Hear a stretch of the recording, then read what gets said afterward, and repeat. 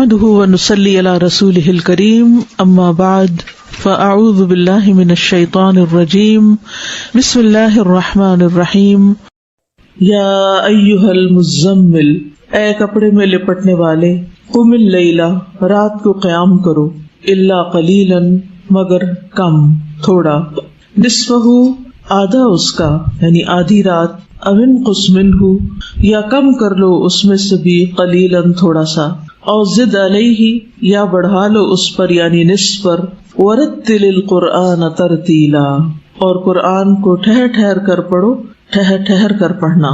یہاں قرآن مجید پڑھنے کا ادب بتایا جا رہا ہے کہ ورتل القرآن ترتیلا، کہ قرآن کو خوبصورتی کے ساتھ پڑھو، آہستہ آہستہ پڑھو، اطمینان کے ساتھ پڑھو، سمجھ کر پڑھو، قرات میں ایک ایک حرف کو واضح کر کے پڑھو، حسن ادائیگی اور ٹھہراؤ کے ساتھ ادا کرو۔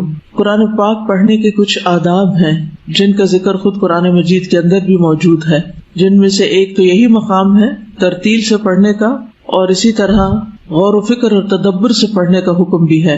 کتاب انزلناہ الیک مبارک لیدبروا آیاتہ ولیتذکر اولو الالباب، جو کتاب ہم نے آپ کی طرف نازل کی ہے بڑی برکت والی ہے تاکہ لوگ اس کی آیات میں غور و فکر کریں اور اہل عقل اس سے سبق حاصل کریں۔ اور پھر یہاں خاص طور پر ترتیل سے پڑھنے کا حکم ہے، آہستہ آہستہ پڑھنا، ٹھہر ٹھہر کے پڑھنا۔ قیامت کے دن انسان اسی طرح پڑھے گا جس طرح وہ دنیا میں پڑھتا ہے۔ رسول اللہ صلی اللہ علیہ وسلم نے فرمایا، قرآن قیامت کے دن اس آدمی کے روپ میں آئے گا جس کا رنگ اڑا ہوا ہوگا، اور اپنے ساتھی سے پوچھے گا، کیا تو مجھے پہچانتا ہے؟ پھر قرآن کہے گا، میں وہی ہوں جو تجھے راتوں کو بیدار اور دوپہروں کو پیاسا رکھتا تھا۔ اور یقیناً ہر تاجر اپنی تجارت کے پیچھے ہوتا، یعنی لوگ اپنی دنیا کے پیچھے بھاگ رہے ہوتے تھے، اور میں آج ہر تاجر کو چھوڑ کر تیرے لیے ہوں، یعنی تو نے دنیا میں مجھے وقت دیا تو آج میں تیرے لیے ہوں۔ پھر اسے دائیں ہاتھ میں بادشاہت اور بائیں ہاتھ میں ہمیشگی دی جائے گی، اس کے سر پر وقار کا تاج رکھا جائے گا، اور اس کے والدین کو 2 عمدہ پوشاکیں پہنائی جائیں گی، وہ اتنی قیمتی ہوں گی کہ دنیا و ما فیہا کی کوئی چیز ان کا مقابلہ نہیں کر سکتی۔ اس پر وہ دونوں کہیں گے، اے رب، یہ پوشاکیں ہمارے لیے کہاں سے ہیں؟ یعنی والدین کہیں گے کہ یہ ہمیں کیوں پہنائی جا رہی ہیں؟ تو کہا جائے گا، اپنے بیٹے کو قرآن سکھانے کی وجہ سے۔ اور بے شک صاحب قرآن کو قیامت کے دن کہا جائے گا کہ پڑھتا جا اور درجے چڑھتا جا، یعنی جنت کے درجے چڑھتا جا بلندیوں کی طرف، اور اسی طرح ٹھہر ٹھہر کر پڑھ۔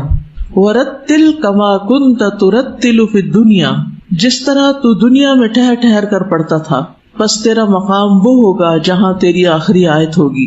تو اس سے پتہ چلتا ہے کہ قرآن کو خوش الحانی کے ساتھ اور اچھی ادائیگی کے ساتھ اور ٹھہر ٹھہر کر پڑھنے سے انسان کے درجے زیادہ بلند ہوتے ہیں۔ اور اس کا یہ معنی بھی کیا گیا ہے کہ ایک ایک آیت کو وقف کر کے پڑھا جائے۔ آپ صلی اللہ علیہ وسلم ایک ایک آیت کو وقف کر کے پڑھتے تھے، جیسے الحمدللہ رب العالمین، پھر وقف کرتے، پھر الرحمن الرحیم پڑھتے، پھر وقف کرتے۔ آیات پر رک کر ان کے مطابق اللہ تعالیٰ سے سوال بھی کرنا چاہیے۔ اگر غور و فکر کی آیت ہو تو انسان کہے، ربنا ما خلقت ھذا باطلا سبحانک فقنا عذاب النار۔ نبی صلی اللہ علیہ وسلم جب تسبیح والی کسی آیت سے گزرتے تو آپ سبحان اللہ کہتے، جب سوال کرنے والی کسی آیت سے گزرتے تو سوال کرتے، جب تعوذ والی آیت سے گزرتے تو اللہ سے پناہ طلب کرتے۔ لیکن یاد رکھیے کہ قرآن کو ایسے تیز تیز نہیں پڑھنا چاہیے جیسے ہم تیز تیز باتیں کرتے ہیں یا تیز تیز کوئی شعر و شاعری کر رہے ہوں، بلکہ اس کو اس کا حق دے کے پڑھنا چاہیے۔ انا سنلقی علیک قولا ثقیلا، بے شک عنقریب ہم ڈالنے والے ہیں آپ پر بھاری بوجھ۔ قولا ثقیلا، قولا ثقیلا سے مراد عمومی طور پر قرآن لیا گیا ہے، لیکن ثقیل ہونے کے 4 معنی بیان کیے گئے ہیں۔ نمبر 1، وحی کا ثقیل ہونا، وحی کا بوجھل ہونا۔ جب آپ صلی اللہ علیہ وسلم پر وحی نازل ہوتی تو یہ آپ کے لیے بہت بھاری ہوتی تھی، آپ ہل نہیں سکتے تھے، حرکت کرنے پر قادر نہیں ہوتے تھے، یہاں تک کہ وحی آپ سے دور ہو جاتی، یعنی وحی کی کیفیت ختم ہو جاتی۔ یہ حضرت عائشہ رضی اللہ تعالی عنہا اور عروہ بن زبیر کا قول ہے۔ دوسرا معنی ہے احکام پر عمل کرنا بھاری ہے، یعنی اس کے فرائض، اس کے احکام، اس کے حلال اور اس کے حرام پر عمل کرنا بھی ایک بھاری کام ہے۔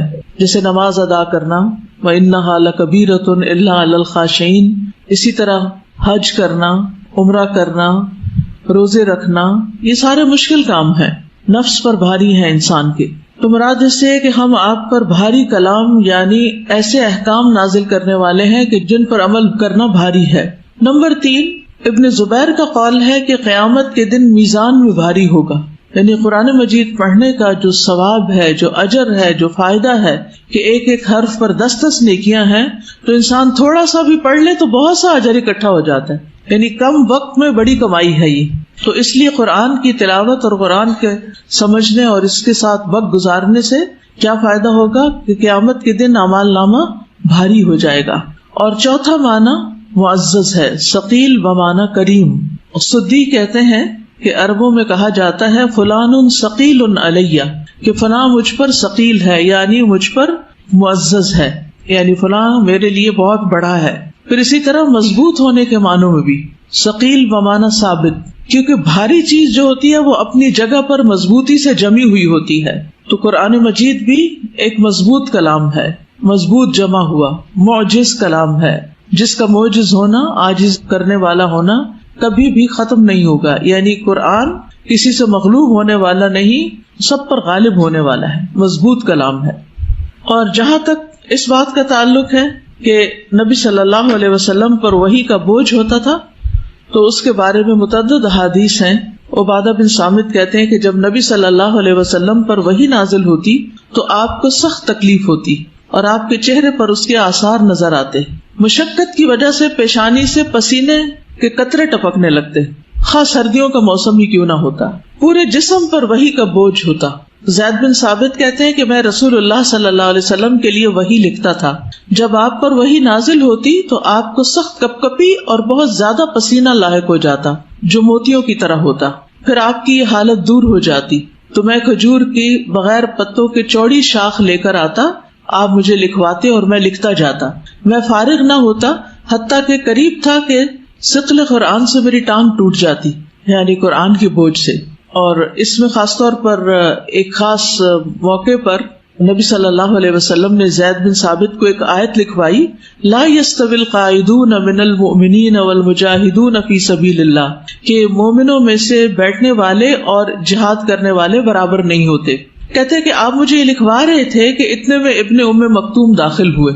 انہوں نے عرض کیا، اے اللہ کے رسول صلی اللہ علیہ وسلم، اگر مجھے جہاد کی طاقت ہوتی تو میں ضرور جہاد کرتا. اور وہ نابینا تھے. وہ کہتے ہیں کہ جب آپ لکھوا رہے تھے تو آپ کی یہ ٹانگ جو تھی میری ران کے اوپر تھی، کہ اسی حالت میں اللہ تعالیٰ نے اپنے رسول پر وحی نازل فرمائی اور میری ران پہ اتنا بوجھ اور وزن پڑا کہ مجھے ڈر محسوس ہوا کہ کہیں وہ ٹوٹ نہ جائے. یہ وزن آپ سے کم ہوا تو اللہ تعالیٰ نے صرف یہ الفاظ نازل کیے، غیر اولی الضرر. سوچئے غیر اولی الضرر کا جو اضافہ کیا گیا اس میں، اس کی وجہ سے اتنا بوجھ آپ پر پڑا. آپ میں سے کبھی کسی کو سردی لگ کے بخار چڑھا؟ کس کو؟ سبھی کو ایکسپیرینس ہے.